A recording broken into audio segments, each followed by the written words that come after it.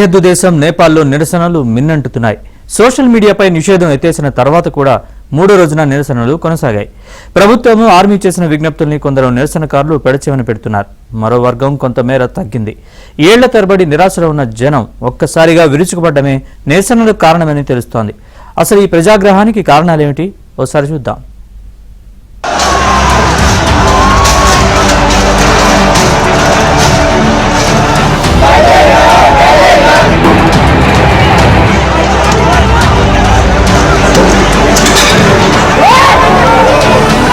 హిమాలయ హిందూ రాజ్యం నేపాల్ అగ్నిగుండంగా మారింది. నిరసనకారులు అధికార పక్షం విపక్షం అని చూడకుండా ప్రధాని సహా మంత్రులు మాజీ ప్రధానుల ఇళ్లపై దాడులు జరిపారు. వారి అధికారిక ప్రైవేట్ ఇళ్లకు నిప్పు పెట్టారు. మాజీ ప్రధాని జల్నాథ్ ఖనాల్ ఇంటికి ఆందోళనకారులు నిప్పు అంటించగా ఆ మంటల్లో ఖనాల్ భార్య రాజ్యలక్ష్మి చిత్రాకర్ సజీవ దహనమయ్యారు. ఆర్మీ కొందరు మంత్రులు వీఐపీలను హెలికాప్టర్లలో తమ బ్యారెక్లకు తరలించగా ఆ అవకాశం లేని మంత్రులపై ఆందోళనకారులు విరుచుకుపడ్డారు. మహిళా మంత్రులపైన విచక్షణారహితంగా పిడిగుద్దుల వర్షం కురిపించగా ఆర్థిక మంత్రిని నడి రోడ్డుపై తన్నుతూ తరిమికొట్టారు. ఈ పరిణామాల మధ్య ప్రధాని కేపీ ఒలి రాజీనామా చేయగా దాన్ని ఆమోదించిన దేశ అధ్యక్షుడు రామచంద్ర పౌడేల్ కూడా తన పదవిని త్యజించారు. మాజీ ప్రధాని ప్రచండ పిలుపుతో యువత ఆందోళన పగ్గాలను అందుకునేందుకు కాఠ్మాండు మేయర్ బాలేంద్ర షా సిద్ధమయ్యారు.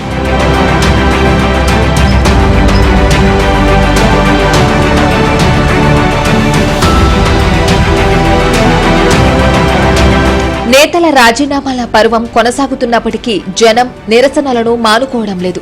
రోడ్డు రోకో చేస్తున్నారు. ప్రభుత్వ కార్యాలయాలను ధ్వంసం చేసి తగలబెడుతున్నారు.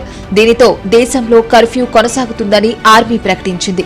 నిరసనల పేరుతో దొమ్మి దోపిడీ మానభంగాలకు దిగితే సహించేది లేదని హెచ్చరించింది.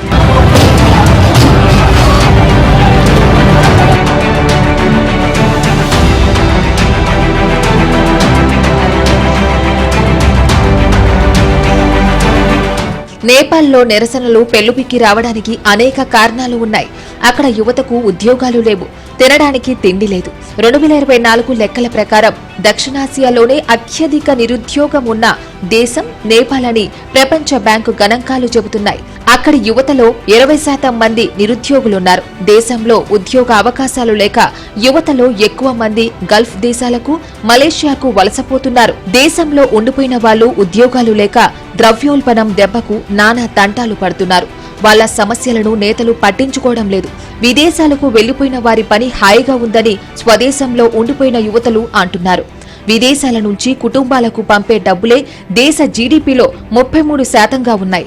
దేశం సుభిక్షంగా ఉంటే విదేశాలకు వెళ్లాల్సిన అవసరం ఏముంటుందని జనం ప్రశ్నించుకుంటున్నారు.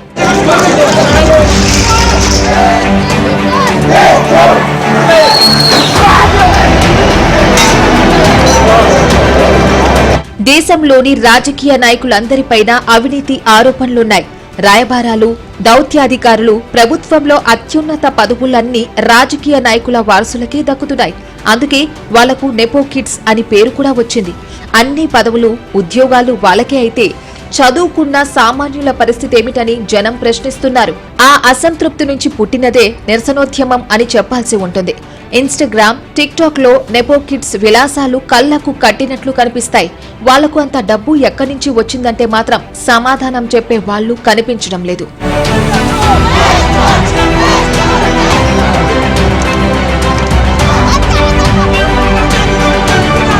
నేపాల్ జనం ఆలోచన మారింది. అవకాశం వచ్చే వరకు ఆగాలంటే కుదరదని ఆ దేశ యువత తేల్చేసింది.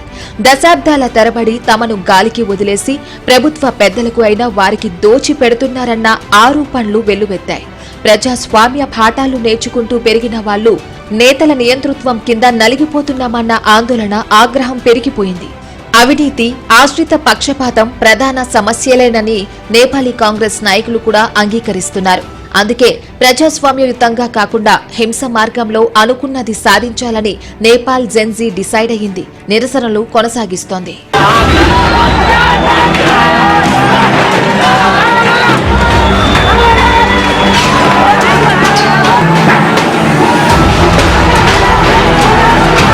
నిరసనకారులు ఇప్పుడు సరికొత్త డిమాండ్లను తెరమీదకు తెస్తున్నారు.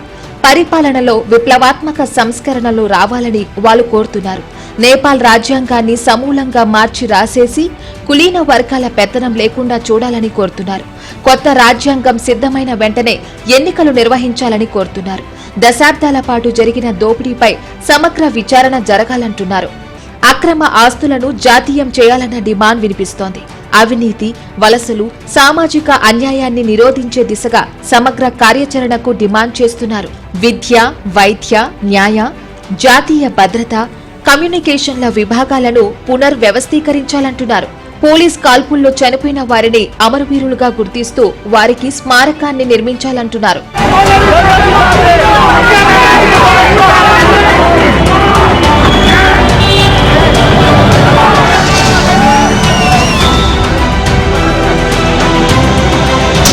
ప్రస్తుతానికి దేశంలో శాంతి స్థాపన ఆర్మీ చేతుల్లో ఉంది. రాజధాని కాఠ్మాండు సహా అన్ని చోట్ల వీధుల్లో సైనికులు కాపలా కాస్తున్నారు.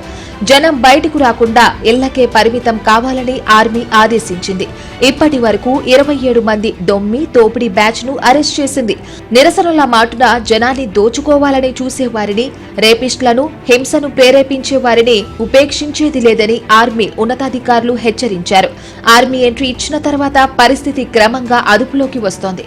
దేశంలో సాధారణ పరిస్థితులు నెలకొని ఎన్నికలు జరిగే వరకు ఆర్మీ క్రియాశీలకంగా ఉంటుందని భావిస్తున్నారు.